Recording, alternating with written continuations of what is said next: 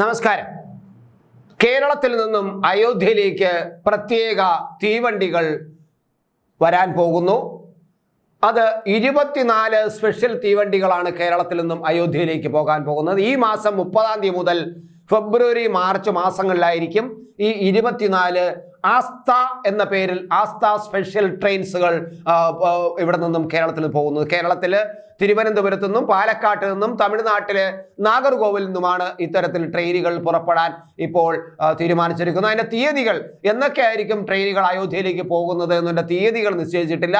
2 ദിവസത്തിനകം അത്തരത്തിലുള്ള തീയതികളും കൂടി ഇപ്പോൾ പുറത്തു വരും എന്നാണ് അറിയുന്നത്. എന്തായാലും കേരളത്തിൽ നിന്നും ധാരാളം ആൾക്കാർ അയോധ്യയിലേക്ക് യാത്ര ചെയ്യാൻ തയ്യാറെടുത്തിരിക്കുന്നതിൻ്റെ പശ്ചാത്തലത്തിലാണ് റെയിൽവേ മന്ത്രാലയം കൂടുതൽ തീവണ്ടികൾ ഈ അയോധ്യയിലേക്ക് ഇടാൻ വേണ്ടി തീരുമാനിച്ചിരിക്കുന്നത്. മാത്രമല്ല, BJP സംസ്ഥാന നേതൃത്വത്തിന്റെ പ്രത്യേക നിർദ്ദേശപ്രകാരം, പ്രത്യേക അഭ്യർത്ഥന പ്രകാരമാണ് ഇപ്പോൾ റെയിൽവേ മന്ത്രാലയം ആസ്ഥ എന്ന പേരിൽ സ്പെഷ്യൽ ട്രെയിനുകൾ ഓടിക്കാൻ തീരുമാനിച്ചിരിക്കുന്നത്. ആസ്ഥ എന്നാൽ വിശ്വാസം എന്നാണ് അർത്ഥം.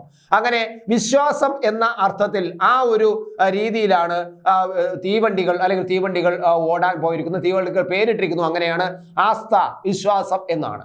അപ്പോൾ കേരളത്തിലെ BJP നേതൃത്വം കൃത്യമായിട്ട് കേന്ദ്രവുമായിട്ട് ബന്ധപ്പെടുകയും അവരോട് അഭ്യർത്ഥിക്കുകയും ചെയ്തു. കേരളത്തിൽ നിന്ന് കൂടുതൽ ട്രെയിനുകൾ വേണം, അപ്പോൾ കൂടുതൽ ആൾക്കാർ അങ്ങോട്ടേക്ക് പോകാൻ താല്പര്യമുണ്ട് എന്ന് പറഞ്ഞുകൊണ്ട് ഇതിൽ ഒരു കാര്യം നമ്മൾ ആലോചിക്കണം. മൊത്തം 66 ആസ്ഥ തീവണ്ടികളാണ്, ആസ്ഥ ട്രെയിനുകളാണ് അയോധ്യയിലേക്ക് സ്പെഷ്യലായിട്ട് ഓടാൻ കേന്ദ്രം തീരുമാനിച്ചിരിക്കുന്നു. 66 ട്രെയിനുകൾ, അതിൽ 24 എണ്ണവും കേരളത്തിൽ നിന്നാണ് എന്നത് നമ്മൾ ശ്രദ്ധിക്കണം. അപ്പോൾ കേരളത്തിൽ നിന്ന് കൂടുതൽ ആൾക്കാർ ഈ അയോധ്യയിലേക്ക് പോകാൻ തയ്യാറാണ് എന്നതാണ്.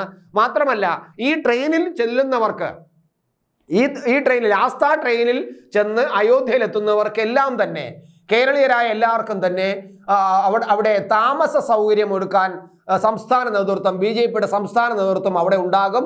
ആ സൗകര്യങ്ങളെല്ലാം ചെയ്തു കൊടുക്കുന്നത് BJP സംസ്ഥാന ഘടകത്തിൻ്റെ ഒരു പ്രത്യേക വിഭാഗമായിരിക്കും. അവർ അവിടെ എപ്പോഴും ഒരു സേവന സന്നദ്ധരായി അയോധ്യയിലുണ്ടാകും. അവരായിരിക്കും അത്തരത്തിലുള്ള കേരളത്തിൽ നിന്ന് വരുന്ന ഈ ട്രെയിനിൽ വരുന്ന ആൾക്കാർക്ക് സ്ഥല സൗകര്യങ്ങൾ, താമസിക്കാനുള്ള സൗകര്യങ്ങൾ ഒരുക്കി കൊടുക്കുന്നത് എന്നും വരുന്നുണ്ട്. അപ്പോൾ BJPയുടെ ഒരു ക്യാമ്പയിൻ തന്നെയാണ് ഈ കേരള ഘടകത്തിൻ്റെ ഒരു പ്രത്യേക ക്യാമ്പയിൻ തന്നെയായിട്ട് വേണമെങ്കിൽ നമുക്ക് ഇതിനെ വ്യാഖ്യാനിക്കാം. കാരണം കേരളത്തിൽ നിന്നാണ് നമ്മൾ കാണുന്നതാണ് ഏകദേശം 8,000-ഓളം പേര്, 7,000-8,000 പേരെയാണ് അയോധ്യയുടെ പ്രാണപ്രതിഷ്ഠാ ദിനത്തിന് ഒരു ക്ഷണിതാക്കളായി വിളിച്ചിരുന്നത്. അവരുടെ ഒഫീഷ്യൽ ക്ഷണിതാക്കളായിട്ട് അവിടുത്തെ ഈ ക്ഷേത്ര ട്രസ്റ്റ് വിളിച്ചിരുന്നത്. എന്നാൽ അതിൽ 2,000 പേരും കേരളത്തിൽ നിന്നുള്ളവരാണ്. കേരളത്തിൽ നിന്ന് എത്ര പേര് പോയി എന്നുള്ളത് മറ്റൊരു കാര്യം. എങ്കിൽ പോലും 10,000-2,000-ഓളം പേര് കേരളത്തിൽ നിന്നുമാണ് ക്ഷണിച്ചിരുന്നത്. അതിൽ മിക്കവാറും പേര് പോയിരുന്നു. നമ്മൾ എടുത്തു കാണിക്കുന്ന ചില വ്യക്തികൾ മാത്രം പോയിട്ടില്ല. അവർക്ക് ചില താല്പര്യങ്ങളും ചില ഭയങ്ങളും ഒക്കെ ഉണ്ടായിരുന്നു, ആശങ്കകളൊക്കെ ഉള്ളത് കൊണ്ടാണ് അവർ പോകാതിരുന്നത്. പക്ഷേ അവരുടെ ഉള്ളിനുള്ളിൽ ഇങ്ങനെ തിളച്ചുമറിയാണ് അവിടെ പോകണമെന്നത്. എന്തായാലും ഇത്തരം കാര്യങ്ങൾ കേരളത്തിൽ ഒരുപാട് പേരിങ്ങനെ അയോധ്യയിലേക്ക് പോകാൻ സൗകര്യം ചോദിച്ചുകൊണ്ട് BJP നേതൃത്വത്തിനെ സമീപിച്ചതിന്റെ ഭാഗമായിട്ടാണ് BJP നേതൃത്വം കേന്ദ്രവുമായി ഇടപെടുകയും അങ്ങനെ ഒരു പ്രത്യേക ട്രെയിൻ ഓടാൻ തീരുമാനിച്ചിരിക്കുകയും ചെയ്തിരിക്കുന്നത്. 2 ദിവസം കഴിയുമ്പോൾ അതിൻ്റെ തീയതികളും സമയവും നമുക്ക് ലഭ്യമാകും. അങ്ങനെ ആകുമ്പോൾ ഒരുപക്ഷെ ഈ 24 എന്നത് എണ്ണം കൂടാനും സാധ്യതയുണ്ട്. കൂടുതൽ യാത്രക്കാർ അയോധ്യയിലേക്ക് ഉണ്ട് എങ്കിൽ ഈ 24 എന്നത് എണ്ണം കൂടാനും സാധ്യത ഉണ്ടെന്നാണ് അറിയുന്നത്. എന്തായാലും കേരളം ഇപ്പോൾ അയോധ്യയിലേക്ക് യാത്ര ചെയ്തുകൊണ്ടിരിക്കുന്ന, കേരളത്തിലെ ജനങ്ങൾ കൂടുതൽ പേരും അയോധ്യയിലേക്ക് യാത്ര ചെയ്തുകൊണ്ടിരിക്കുന്ന കാഴ്ചയാണ്. അയോധ്യയിലേക്ക് പോകാൻ മനസ്സ് ഉറപ്പിച്ചു നിൽക്കുന്ന ആൾക്കാരെയാണ് കാണുന്നത്.